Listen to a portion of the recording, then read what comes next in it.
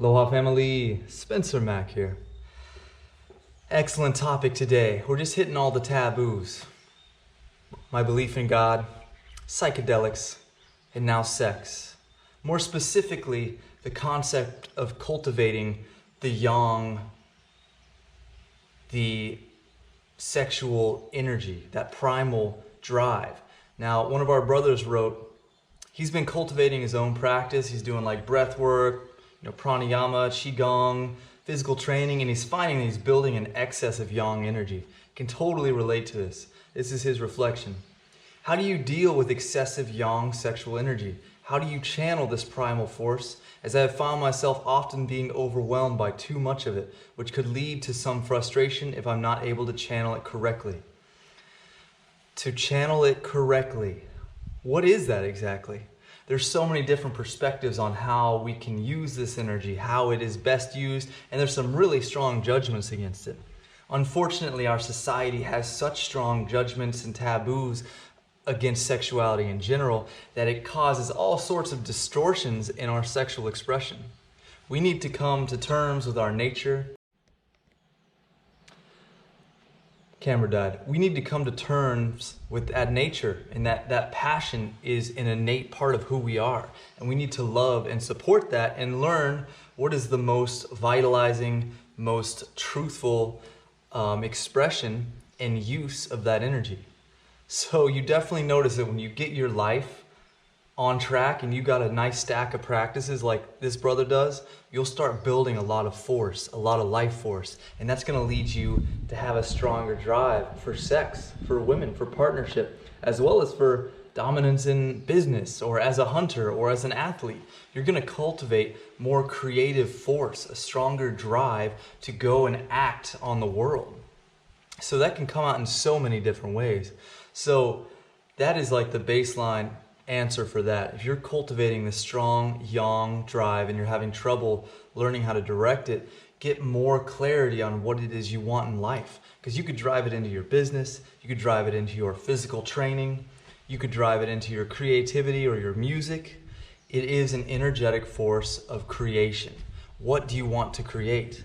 Now, if we don't know what we want to create, so often it'll come up as a sexual urge, which there's nothing wrong with. Ideally, you use the power of your focus, your meditation, your love, and your social skills to find yourself a partner. Somebody who equally wants to cultivate the things that you love. Somebody who wants to practice just as much as you do.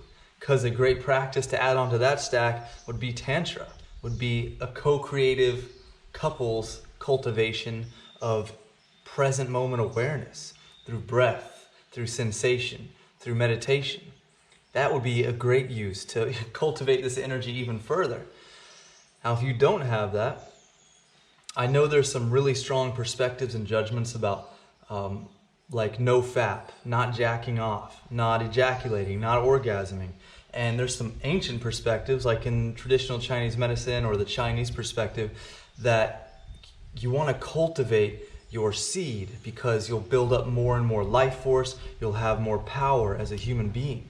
There are these monks who do iron body that can break spears on their sternums, and supposedly they cultivate that. They don't release their seeds, they have a stronger internal life force, a higher internal pressure. I used to believe that. I have been training martial arts since I was 18, and that same mindset came into my reality because I read every book I could get my hands on, and my teacher was also in that line of thought.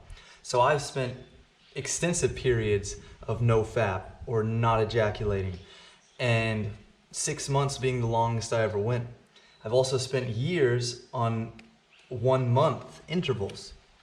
I personally now believe that release, the release of the orgasm, is a beneficial experience for the body, for the nervous system, and the cultivation of that sensation and the sensory body in general is something that can be developed. And it's almost like working a muscle. And by the time that you hit that peak, whenever you do orgasm, it's like coming to failure in a set. You just can't go any further. And if you're cultivating this consciously, you can actually strengthen and expand your sensory body. You can cultivate and expand that capacity to contain sexual energy or creative life force. So personally, I see it as a valuable thing when done consciously to just reset the body. However, you got to be cautious and careful of that whole dark world of pornography. I do not support pornography. It's basically right on par with a drug addiction. It's an endless novelty that can overstimulate and sensitize the body. And then you can end up in a position where you don't have control over this energy because you've basically fried your circuitry. Thank God there are ways to repair that and to cultivate a healthy sexual ego and connection again after that. But it's much easier and better to, from the start, cultivate a healthy, intimate relationship with yourself by not abusing these kind of substances of pornographic imagery. So that's my overall perception on it. As for where I stand now, I used to fall in line with the mindset that don't ejaculate, cultivate the seed, have more life force, and have more powerful kung fu. That was my drive.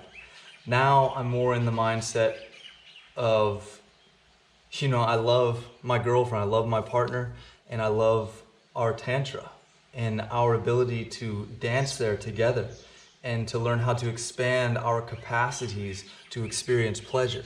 To me, that's like, it's an exercise.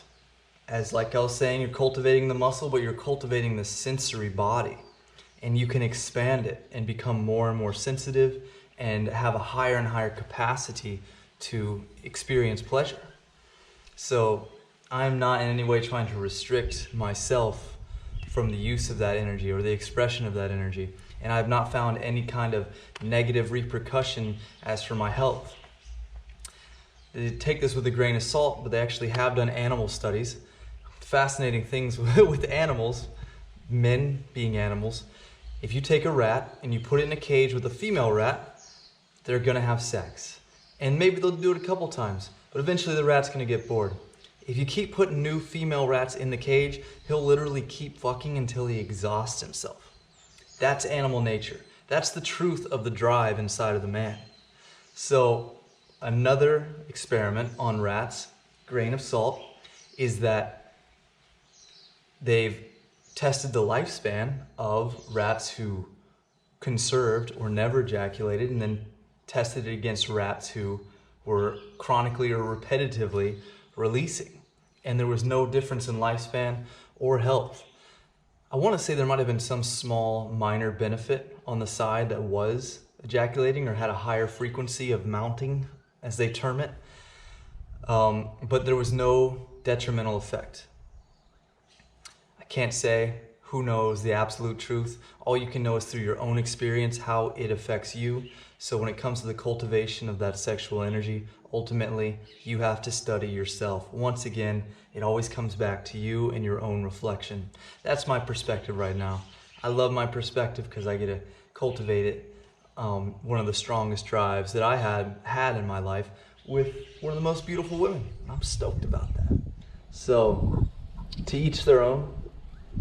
I commend you on being conscious enough to want to direct this in the best way possible. It is the creative force. It is your driving force. So to get in tune with that energy is extremely important.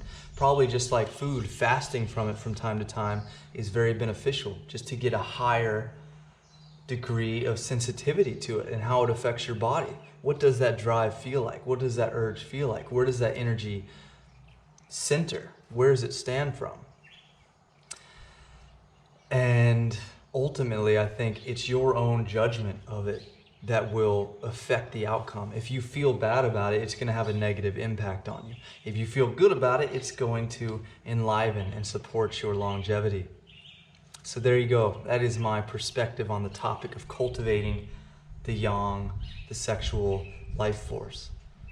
I'd love to hear any and all perspectives. If you like this topic, if you want to go deeper into this topic, it's definitely a deep one. Lots to talk about for sure. Any other kind of questions or ideas or inspirations that come up, please share them. Helps me keep kicking content out. Really appreciating you guys and all the content below. It really feeds me, feeds my soul. So thank you so much for taking the time, and see you again in the next one. Peace.